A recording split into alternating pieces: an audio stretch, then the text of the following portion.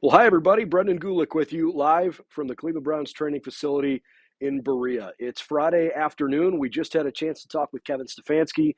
We had an open locker room with a couple of players, and the big news of the day, of course, that Deshaun Watson has been named the team's starting quarterback here this weekend. His shoulder is apparently healthy enough, and as Deshaun indicated when he spoke with the media yesterday, that he was going to be leaning on a more group effort where he had more of the say in the decision when he was going to start against Indianapolis. There must be cohesion between Kevin Stefanski, the coaching staff, the medical team, and Deshaun, that he is healthy enough to give it a go. Deshaun feels well, and it's time to see if he can do it. So Deshaun Watson will start for the Cleveland Browns on Sunday down at the stadium when the Arizona Cardinals come to town for a 1 p.m. kickoff.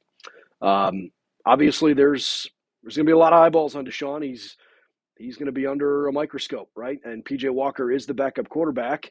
When he thought he was healthy the last time, it didn't take particularly long before he took a pretty hard hit and was ultimately knocked out of the game. So there has to be some level of certainty that he is healthy enough and ready enough such that if he gets in the game and takes another hit like that, that it's not necessarily going to be something that just quickly triggers and he would go back on the shelf. So fingers crossed that all things go well. I know the Browns are certainly hopeful that Deshaun is going to be ready to go on Sunday, and Kevin Stefanski has officially named him the team's starting quarterback this weekend.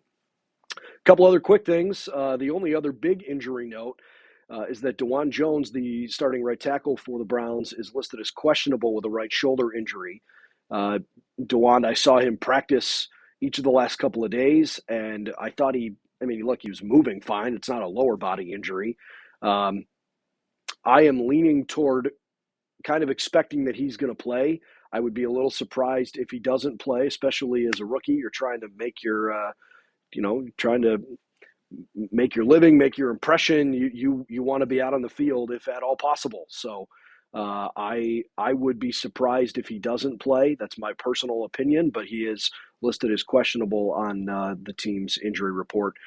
They will be without Newsome, without David Bell, and without Alex Wright. Here, those guys are all out with injuries this weekend. So that's the latest on that front. And the only other thing I wanted to bring up, in case folks haven't heard about this quite yet, there's obviously been a bit of a rotating cast in the Cleveland Browns radio booth this year as Jim Donovan works to get his health back in order.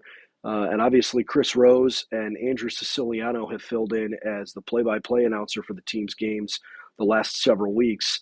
The Browns have actually tabbed Paul Keels to come up to Cleveland and do the game here on Sunday. So the voice of the Buckeyes is coming to Cleveland to call the Browns game on the radio after he's done with the Ohio State-Rutgers game tomorrow, Saturday, on the road in Piscataway. So you'll have Paul Keels listening to him locally, certainly, or you can listen on the Cleveland Browns app or on the Odyssey app if you're within 100 miles of downtown Cleveland. So lots of ways to listen to the Browns game on the radio. And it'll be cool to have Paul Keels and his terrific play-by-play skill set doing the Browns game this weekend.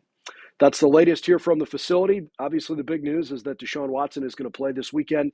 The Browns are certainly looking forward to playing the Arizona Cardinals and hoping to get back in the win column. I'm Brendan Gulick. We'll see you on Sunday down on the lakefront. Of course, for all the latest news and information on your Cleveland Browns, check out BrownsDigest.com.